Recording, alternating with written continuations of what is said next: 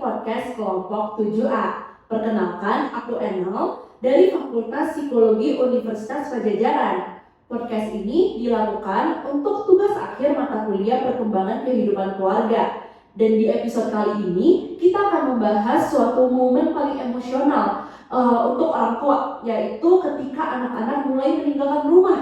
Fase ini disebut sebagai empty nest. Empty nest ini muncul ketika anak-anak mulai dari anak pertama sampai anak terakhir pelan-pelan mulai meninggalkan rumah untuk keperluan belajar, kuliah, bekerja, menikah, dan lainnya. Sehingga rumah yang biasanya ramai dengan anak-anak pelan-pelan mulai menjadi sepi dan tersisa orang tua. Kebetulan aku sendiri merupakan anak rantau dari Pulau Sumatera ke Pulau Jawa, sehingga aku sendiri juga mengalami perubahan transisi dari keluarnya anak-anak dari rumah, seperti komunikasi dengan orang tua yang mulai intens, banyak dihubungi mama papa untuk berkabar, di telepon dan sebagainya. Hal ini juga sama terjadi dengan teman-teman aku di Fakultas Psikologi sebagai sesama mahasiswa rantau.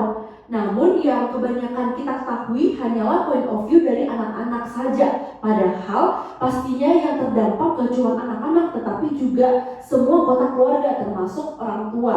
Dan pastinya perubahan di setiap keluarga itu berbeda-beda. Mungkin ada yang suasananya mulai berubah, komunikasinya berubah, waktu luang orang tua tiba-tiba banyak, atau muncul perasaan senang melihat anak mandiri, atau malah perasaan takut, khawatir, dan juga kangen ketika anaknya mulai di luar jangkauan orang tua. Nah, oleh karena itu kita ingin belajar dari pengalaman nyata dan gak cuma dari teori aja. Oke, maka dari itu hari ini kita sudah kedatangan satu narasumber yang akan berbagi cerita bersama kita yang sudah menjalani fase empty nest ini. Sekarang kita sudah bersama dengan Ibu Carolina. Halo Ibu. Halo kembali. Apa kabar Ibu? Baik. Puji Tuhan. Mungkin sebelum kita mulai, Ibu boleh memperkenalkan diri dulu Ibu, dari nama, usia, dan juga kesibukan saat ini. Baik, nama saya Carolina. Saat ini saya berusia 54 tahun. Kesibukan sehari-hari saya mengajar di salah satu SD yang ada di Kota Bandung. Wow, keren sekali Ibu, seorang guru. Mungkin aku manggilnya Tante, boleh kali ya Tante? Oh, boleh. Oke, kita sesuaikan lah ya Tante dan Ibu. Oke. Nah Tante kan berarti udah mulai menjalani fase empty nest ini ya Tante. Kalau boleh tahu kapan nih anak pertama mulai meninggalkan rumah Tante? Baik, anak saya dua, anak kami ya. Anak kami dua. Anak pertama dia meninggalkan rumah ketika lulus SMA. Oke, berarti untuk kuliah ya Tante? Betul, kuliah. Dia langsung keluar rumah tahun 2015. Kemudian anak kedua, ya setelah lulus SMA langsung dia juga meninggalkan rumah untuk kuliah tahun 2022. Oke, berarti udah dari anak pertama udah 10 tahunan ya Tante? Betul. Wah, berarti udah terbiasa banget ya Ibu dalam fase empty nest ini ya Ibu. Iya. Oke. Nah kalau kayak gitu pengen tahu dong Bu, kalau mengingat balik nih momen-momen ketika rumah mulai sepi nih Bu, berarti dari jangka anak pertama ke anak kedua itu tuh ada 7 tahunan ya Bu, meninggalkan rumahnya kali ya. Nah apa sih yang Ibu rasakan ketika anak-anak mulai meninggalkan rumahnya? Tentunya pertama-tama hal yang pertama dirasakan ketika anak pertama itu belum begitu terasa. Oh malah anak pertama belum begitu terasa kan? Karena masih ada satu anak di rumah yang selalu ya celotehannya masih terdengar sama kami. Kemudian kami masih punya kesibukan dengan mereka. Jadi walaupun anak pertama meninggalkan kami, ya sedih ya. Sedih karena yang sehari-hari ketika mereka bangun harus kami membangunkan, mungkin ya kami menyediakan peralatannya, tiba-tiba suatu saat tidak ada, otomatis kehilangan mereka gitu. Apalagi ketika dua-duanya meninggalkan rumah, di situ sungguh sangat terasa sedih, ya sedih. Tapi ini kan lebih berat membiarkan anak pertama meninggalkan rumah atau lebih berat membiarkan anak kedua meninggalkan rumah kan? Sepertinya kenapa anak kedua lebih berat? Karena hilang semuanya di rumah. Oke. Dua-duanya sudah tidak ada. Jadi kami hanya tinggal berdua. Iya. Tidak lagi mendengar suara celotehan mereka, mungkin suara mereka ya cerewet, bertengkar, itu memanggil-manggil mama gitu ya, nggak ada lagi. Oke. Jadi terasa banget ketika anak kedua meninggalkan kami untuk jauh dari rumah. Oke, berarti terasa lebih beratnya di anak kedua karena Betul. suasana rumah ya tante ya, Betul. benar-benar dari yang bisa ribut tiba-tiba kosong banget gitu. Betul sekali. Ini menarik sih karena jujur kalau dari mama saya ya kan, kalau dari mama aku katanya sih lebih berat membiarkan anak pertama malah kan, karena itu baru pertama kali, khawatir banget kan, takut banget gitu. Nah tante ada perasaan kayak gitu nggak tante? Sangat. Pertama perasaan sedih, ya. Dua-duanya sedih, ya.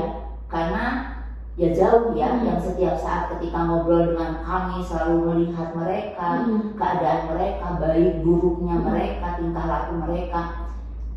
Ketika harus tiba-tiba tidak ada, ya sedih betul.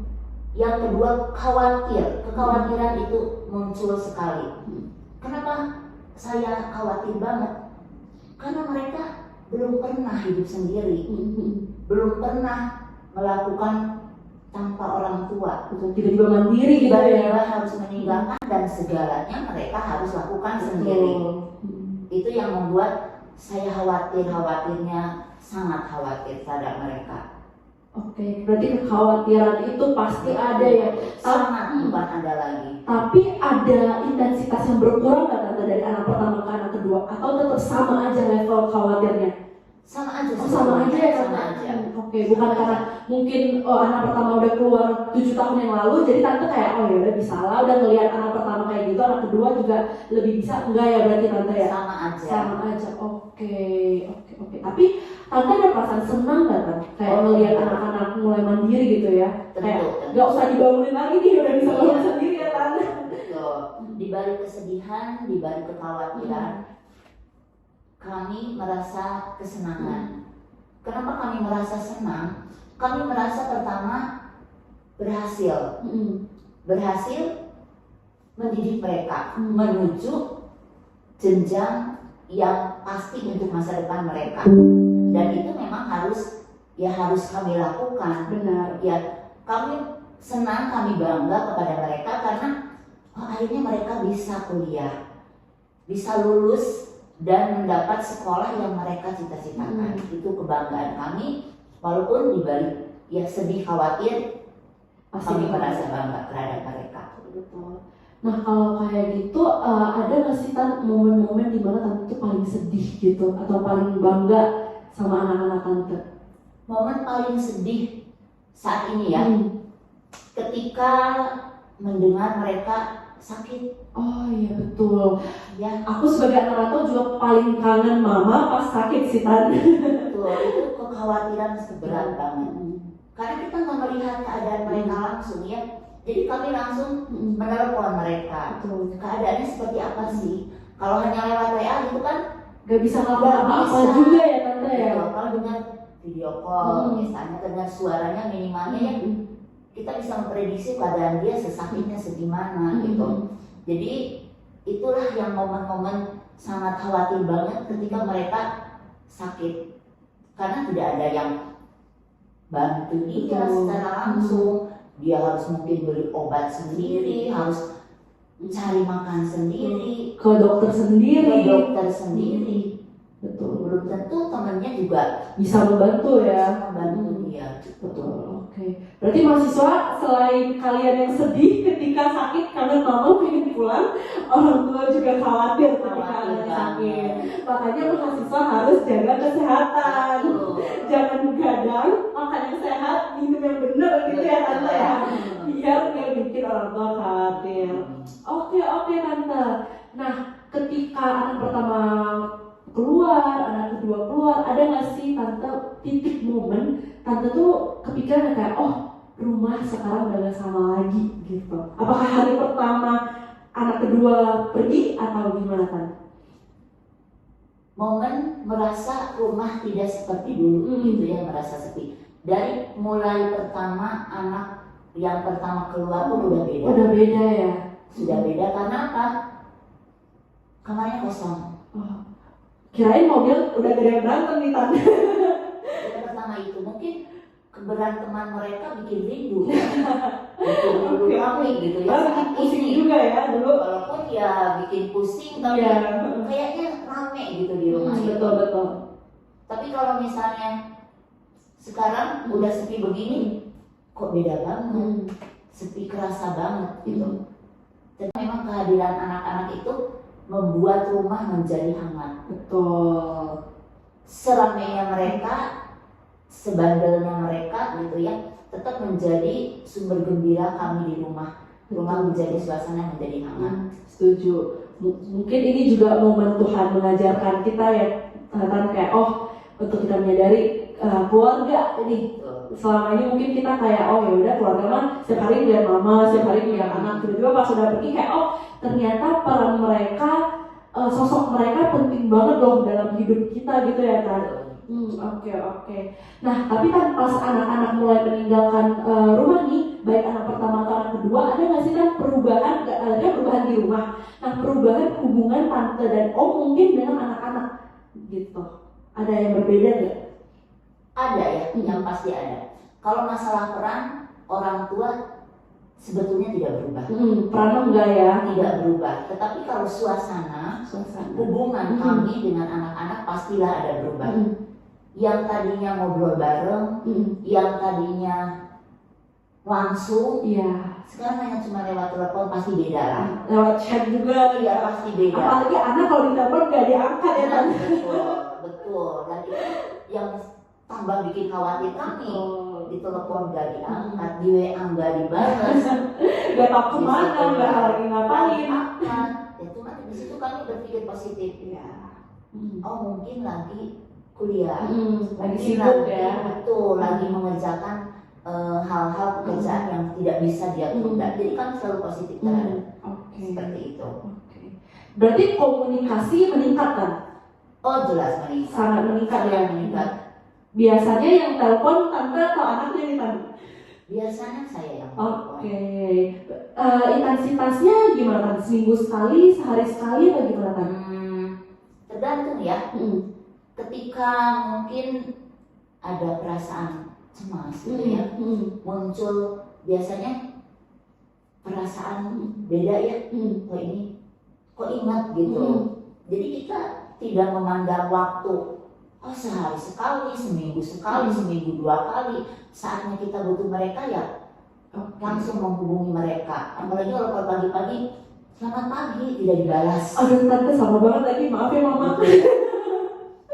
Itulah kan menambah kekhawatiran kami. Akhirnya kadang-kadang ya coba ditelepon aja.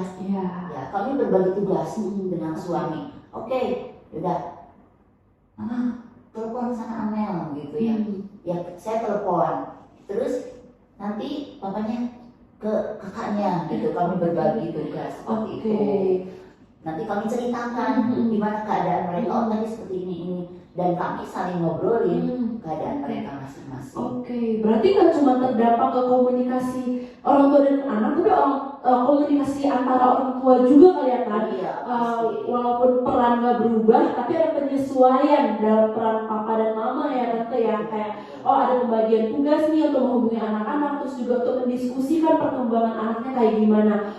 Terus juga menghubunginya mah bisa rutin ya Tante ya, selamat pagi atau sekedar sapaan gitu ya. Gitu. Terus telepon ketika dirasa diperlukan gitu ya Tante, atau pas kangen gitu ya. Tapi ada nggak sih Tante perubahan cara ngobrol antara Tante dan Om dengan anak-anak? Kalau dari aku sendiri misalnya nih Tante, lebih intens sih Tante sekarang, kayak sama mama papa tuh udah berani kayak ya aku sayang mama, aku sayang papa, kayak lebih berani menunjukkan kasih dan cinta gitu Tante. Kalau dari Tante sendiri gimana Tante rasanya? Perubahan cara ya, cara mereka berkomunikasi. Sepertinya kalau misalnya dulu itu ketika kita bareng, ngobrol itu dibarengi dengan corekan, ya, cubitan, senyuman yang terlihat, ya. Disitulah perubahannya sekarang tidak ada, tidak merasakan hal itu. Tetapi karena kita baru ngobrol, ya kita tetap merasakan suasana antara dia gitu dengan kami. Oh, dia baik-baik saja gitu. Merasakan mereka senang, kami pun senang, walaupun tanpa dengan celotehan, dengan cubitan gitu ya. Kadang-kadang kami bergurau kan, betul. kita langsung kan berada kan ngobrol itu sambil bergurau, sambil awalnya beda gitu. Ada hal-hal yang kita lakukan. Beda dengan kalau misalnya hanya telepon, ya udah sekedar telepon ya ketawa-ketawa. Tapi tetap terasa jaraknya gitu ya. Walaupun jauh kami tetap Tapi dengan komunikasi seperti itu ya kan, malah terasa lebih dekat atau terasa lebih jauh kan? Tetap dekat ya. Dekat. Walaupun secara jarak mah jauh gitu ya. Jauh tapi hubungan kami tetap dekat. Karena kami ya selalu rutin berkomunikasi dengan mereka. Tetap dekat. Puji Tuhan. Nah kalau kayak gitu, ketika anak pergi nih kan, ada nggak sih hal-hal yang mungkin selama ini pas mereka di rumah mah biasa aja tante, pas pergi kerasa banget gitu? Pasti ada. Apa tuh kan? Ya, suasana rumah, suara mereka kayak yang tidak terdengar lagi. Ya, ketika pagi-pagi biasanya bangun, butuh apa? Saya nyiapin sarapannya, nyiapin bekalnya. Itu waktu dulu itu hal yang biasa dilakukan. Tapi ketika mereka nggak ada, oh kerasa banget ya. Sekarang nggak nyiapin. Ya, kemudian ketika pergi ke kamarnya mereka, oh iya kosong. Itu kerasa banget. Dulu di kamarnya melihat dia lagi tidur. Kemudian yang terasa sekali itu ketika makan. Ya, kami biasanya makan bareng. Nah, saat mereka nggak ada, kita cuma berdua. Ya, nyiapin makan juga untuk berdua. Tidak ada lagi acara makan bareng. Cerita-ceritanya. Tidak ada ceritanya. Jadi ya kami makan berdua aja, itu sangat terasa. Apalagi ketika kami mau makan, wah dapat makanan enak, gitu ya. Langsung ingat mereka, terasa sekali. Apakah ingat mereka udah makan? Ya, apakah mereka makan apa hari ini? Itu ketika mau makan itu terasa banget perbedaannya. Kebersamaannya ya tante. Mungkin selama ini orang tua mah kalau ada apa-apa yang baik ya ingatnya ke anak-anak. Sekarang ingat anak-anak tapi anak-anaknya udah nggak ada di rumah gitu ya kan. Oke. Nah tadi tante juga udah sempat nyinggung adanya penyesuaian bersama suami tante gitu ya dalam menghadapi anak-anak yang mulai keluar. Nah selain itu ada nggak sih tante rutinitas baru yang muncul antara tante dan suami tante? Ada. Apa tuh? Ya, yang selalu kami lakukan tadi, kami berkomunikasi itu dilakukan rutinitas kami. Dulu kan ya nggak ada ya lewat telepon-teleponan. Sekarang ya kami harus melakukan menanyakan kabar mereka, memastikan mereka baik-baik saja, memastikan mereka lancar dalam sekolahnya. Itu menjadi rutinitas kami. Kemudian ketika mereka saatnya libur nih, Jumat misalnya, Sabtu, menanyakan mereka pulang enggak gitu ya, jam berapa, itu selalu kami lakukan dan menjadi rutinitas kami setiap minggunya. Untuk komunikasi sama untuk kepulangan mereka juga ya tante ya. Kami harus memastikan pulang enggak. Ketika mereka pulang ya kami harus lihat, memastikan dia baik-baik sampai ke rumah, ya dari jam berapa dari sana, berangkat naik apa, itu kami selalu. Ada nggak tantangannya? Tantangan dalam penyesuaian peran dari ibu tante dan suami tante. Tantangan pasti ada ya. Ya karena mereka jauh, tantangan kami adalah gimana supaya memastikan mereka baik-baik saja.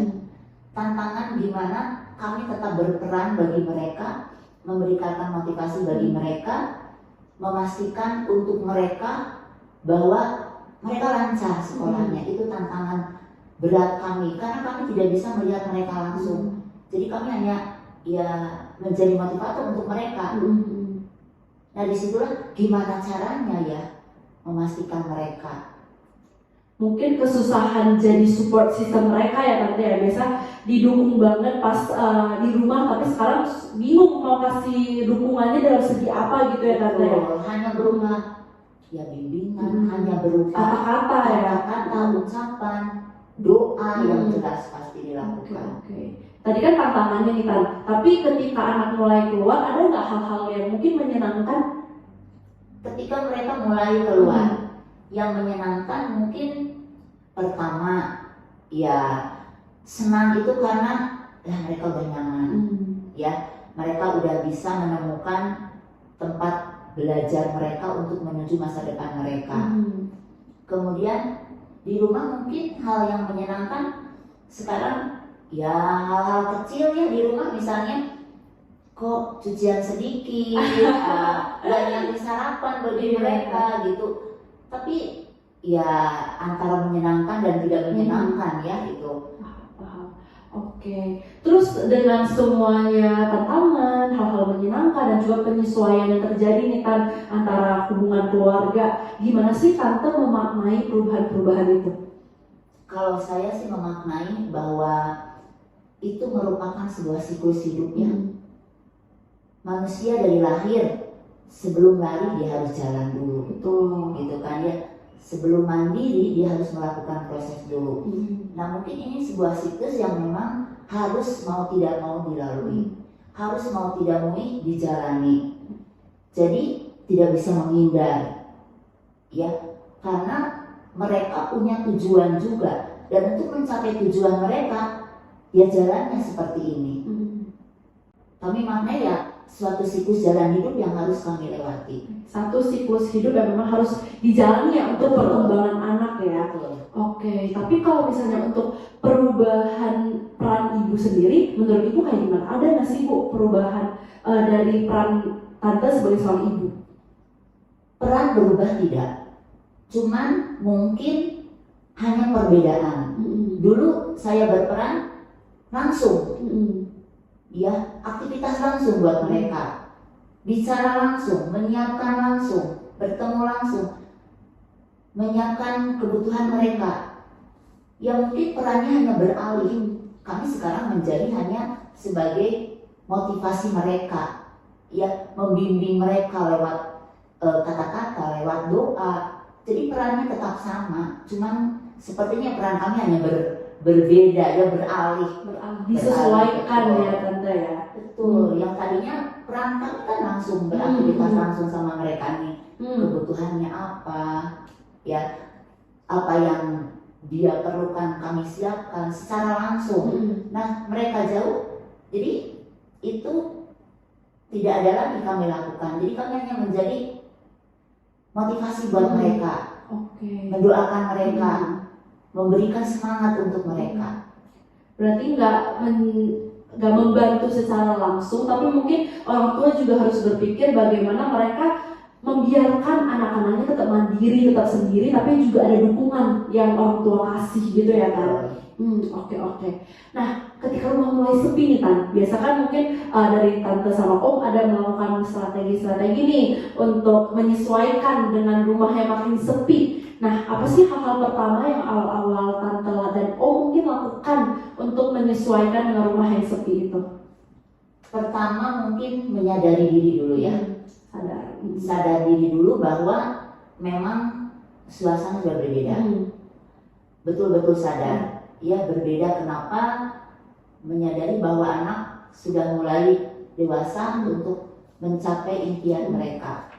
Setelah kami sadar, kami mulai melakukan hal-hal yang mencari ketenangan diri, yang menyenangkan, ya buat kami ya di rumah, ya buat anak-anak juga yang jauh. Kami mencari kegiatan-kegiatan bersama suami, misalnya ya jalan pagi, ngurus tanaman di depan rumah, walaupun hal kecil seperti itu, yaitu menghilangkan rasa sepi kami di rumah.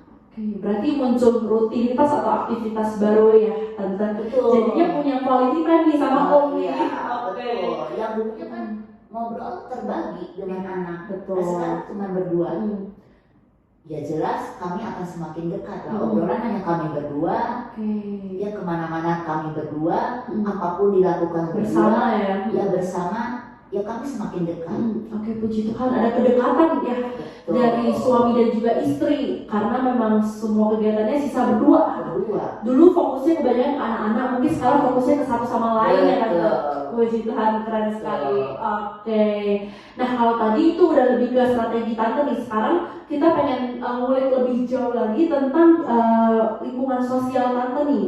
Nah selama perubahan-perubahan itu nih kan, perubahan rumah dari ramai menjadi sepi, ada nggak sih Bu tante merasa orang-orang sekitar itu tuh juga membantu ibu atau membantu tante merasa nggak terlalu sepi gitu kan? Banyak ya. Oh iya. Orang-orang sekitar yang membantu kami, terutama selain suami yang pertama ya, saudara.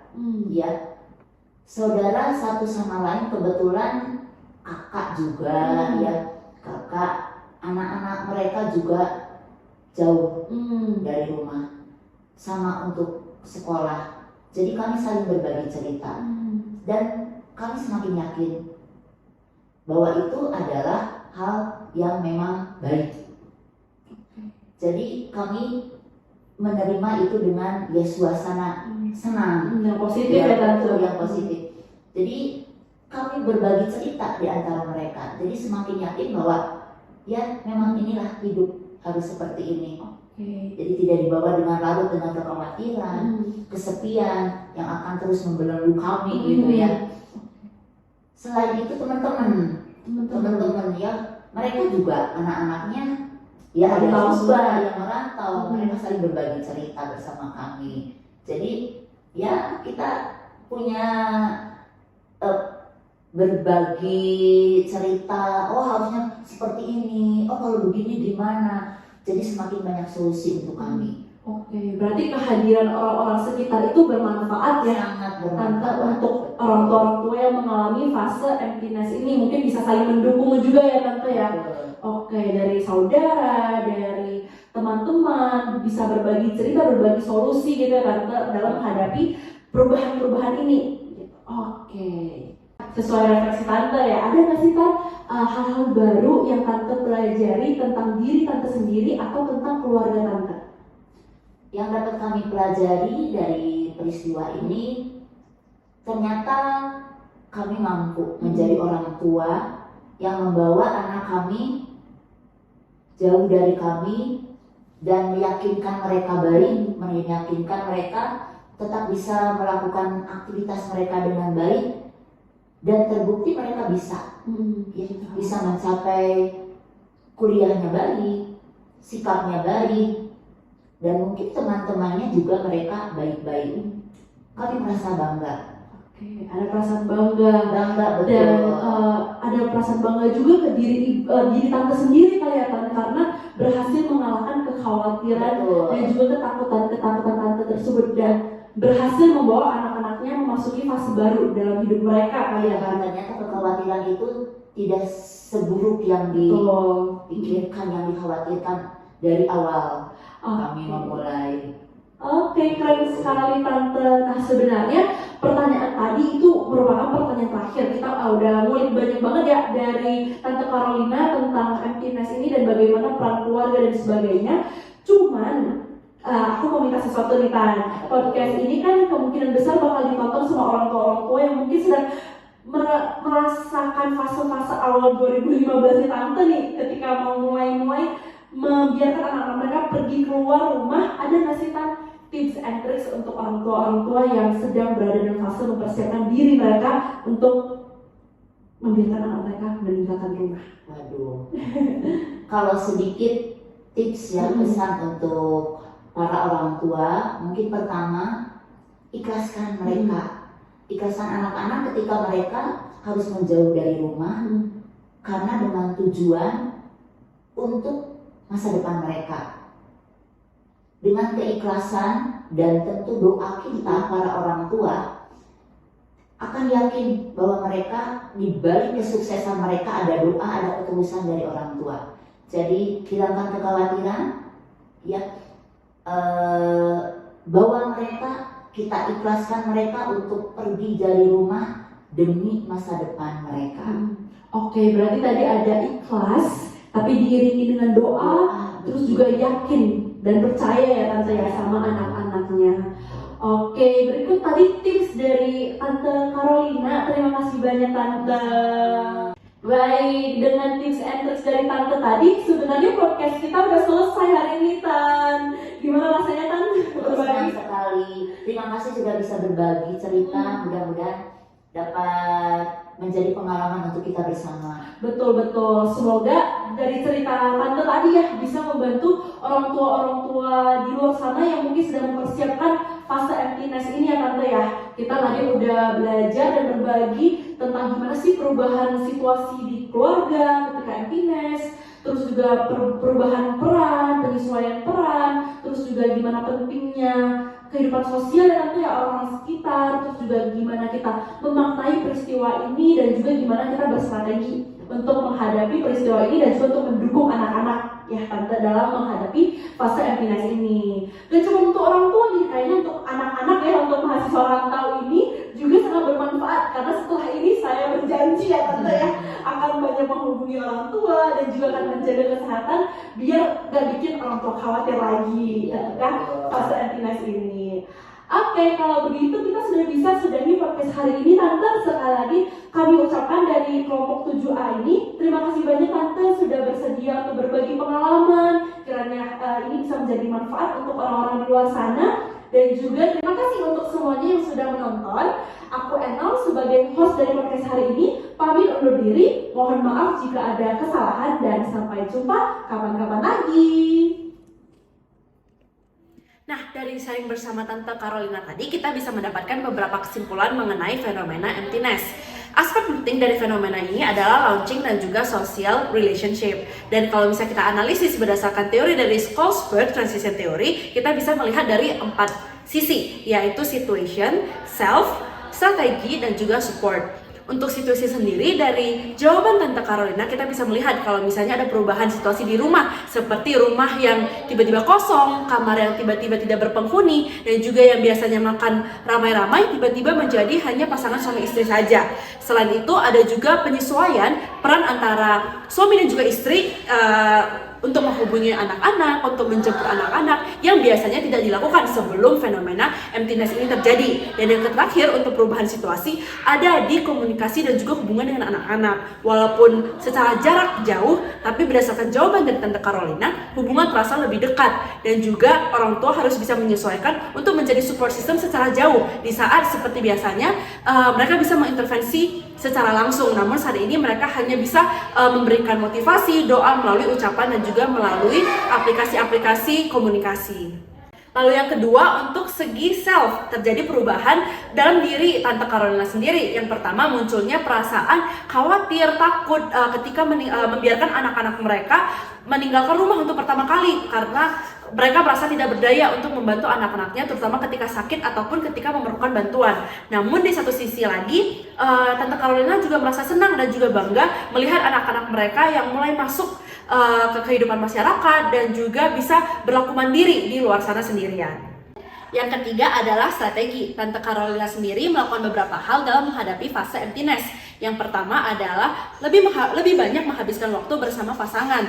Mulai dari lari pagi bersama, sarapan bersama, dan sebagainya. Mereka memusatkan fokus mereka terhadap pasangan satu sama lain di saat sebelumnya lebih banyak memfokuskan kepada anak-anak. Lalu yang kedua adalah pemaknaan bahwa fase emptiness ini memang harus dilakukan dan dilalui sebagai salah satu fase perkembangan keluarga untuk menjadi lebih baik lagi. Dan pastinya yang ketiga harus diiringi dengan rasa ikhlas untuk melepaskan anak serta rasa yakin dan juga percaya terhadap anak-anak mereka. Yang terakhir adalah support dari social relationship. Tante Carolina sendiri mendapatkan support system dari saudara-saudara dan juga teman-teman sekitar, di mana mereka bisa saling bercerita untuk mendukung satu sama lain sehingga mereka lebih siap lagi dan tidak merasa sendirian dalam menghadapi fase emptiness ini.